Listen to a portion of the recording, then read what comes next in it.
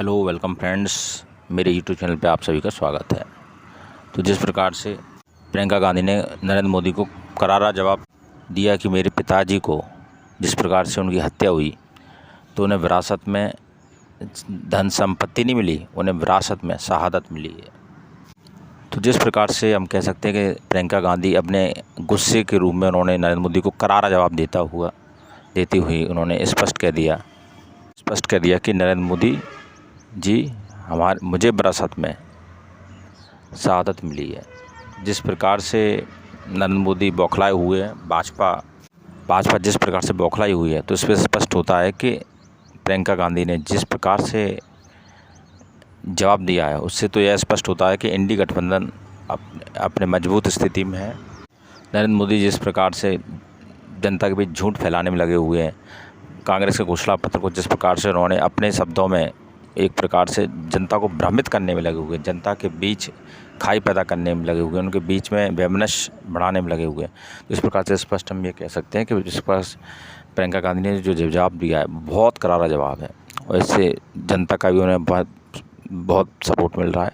इसके साथ साथ कांग्रेस मजबूत स्थिति में दिखाई पड़ रही है।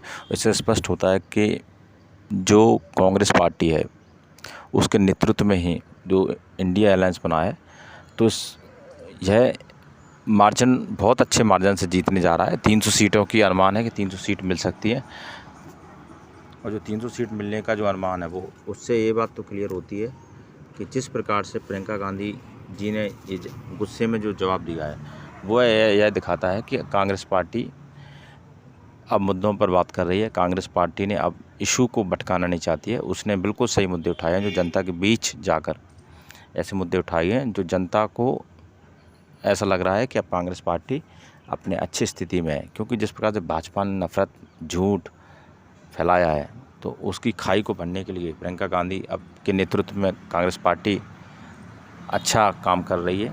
और क्योंकि उन्होंने जो जनता के इशू को भटकाया नहीं, मतलब जनता के इशू को उन्होंने उठाया है। जैसा कि हम जानते हैं कि विपक्षी नेताओं को जेल में डाला गया है, विपक्षी पार्टियों को तोड़ा गया। आप सोच सकते हैं एनसीपी को तोड़ा गया है, आप सोच सकते हैं कि शिवसेना को तोड़ा गया है। तो ये बहुत गलत प्रयास किए गए हैं, बहुत, जिससे कि विपक्षी पार्टी टूट जाए, लोकतंत्र ख़त्म हो जाए, संविधान खतरे में है, आरक्षण खतरे में।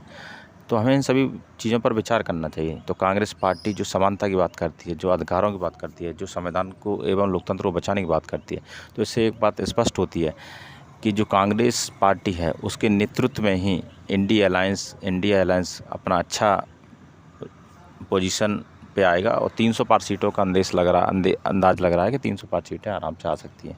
क्योंकि 300 पार सीटें प्राप्त करने में ज़्यादा मेहनत नहीं लगेगी। क्योंकि जिस प्रकार से इंडिया अलायंस ने मुद्दों को उठाया, जो सीट शेयरिंग का फार्मूला है वो भी अच्छा रहा है। यूपी में आप देख सकते हो किस प्रकार से इंडिया अलायंस अपनी मजबूत स्थिति में, बिहार में तेजस्वी यादव भी अपने अच्छा काम किया है और 200 प्लस रैली उन्होंने करके ये साबित कर दिया है कि इंडिया अलायंस के नेतृत्व में जो चुनाव लड़ा जा रहा है उसमें सभी पार्टियां शामिल हैं। ऐसा नहीं है कि सिर्फ तेजस्वी यादव ही अपना काम, सभी इंडिया अलायंस के जितने भी पार्टी दल हैं उन्होंने अपना अच्छा काम किया है, मुद्दों को उठाया है, जनता के बीच गए हैं, कई सारी रैलियां की हैं और अंतिम चरण तक पूरी ताकत झोंक दी है। जो प्रियंका गांधी के गुस्सा होना स्वाभाविक है, क्योंकि उन्होंने देखा है चीज़ों को, उन्होंने अपने बचपन में अपने पिताजी को खोते हुए देखा है। तो ये गुस्सा भावनात्मक है, स्वाभाविक है। जिस प्रकार से मोदी जनता में झूठ फैलाने का काम कर रहे हैं, मुझे विरासत में मेरी जनता है, तो जिस प्रकार से ढकोसले बातें हैं, मोदी हटाने की जो सरकार है, गोदी मीडिया है, वो इन विषय को नहीं उठाएगा। तो जिस प्रकार से प्रियंका गांधी ने जो विषय उठाए हैं बहुत ही गंभीर विषय हैं, उन पर गोदी मीडिया को सोचने की ज़रूरत है। गोदी मीडिया ने विषय को उठाए तो अच्छा है, लेकिन गोदी मीडिया मोदी की से क्वेश्चन कुछ अलग पूछती है, प्रश्न अलग पूछती है कि आपने चाय कब पी, आपने नाश्ता कब किया। ये पर कोई प्रश्न है? मुद्दों पर बात होनी चाहिए कि आपने रोज़गार कितने दिए, आपने महंगाई पे कैसे कंट्रोल किया। इन विषय पर चर्चा नहीं होना है। बस धर्म के आधार पर ये जब तक चुनाव होगा देश में तब तक कुछ लाभ नहीं होगा। तो हमें विश्वास है कि जो मुद्दे उठाए जा रहे हैं कांग्रेस पार्टी की तरफ से बहुत ही अच्छे मुद्दे हैं। इन मुद्दों के आधार पर क्लियर ऐसा दिखाई पड़ रहा है कि इंडिया अलायंस अच्छे मार्जिन के साथ जीतने जा रहा है और भाजपा 200 के आसपास सिमट जाएगी। क्योंकि उसने जिस प्रकार से झूठ का प्रोपेगेंडा चलाया है 5-10 साल से, वो स्पष्ट दिखाई देता है कि जनता रूठ चुकी है। और मुझे पता है कि इंडिया अलायंस अपने अग्रेसिव रूप में आने वाला है। केजरीवाल को जिस प्रकार से जेल में डाला गया है, हेमंत सोरेन को जिस प्रकार से जेल में डाला गया, इससे एक बात स्पष्ट होती है कि भाजपा बुरी तरह हारने जा रही है, क्योंकि उसके पास अब मुद्दे नहीं बचे हैं, तो वो अब विपक्षी नेताओं को जेल में डाल के अपनी रोटी सेकना चाहती है।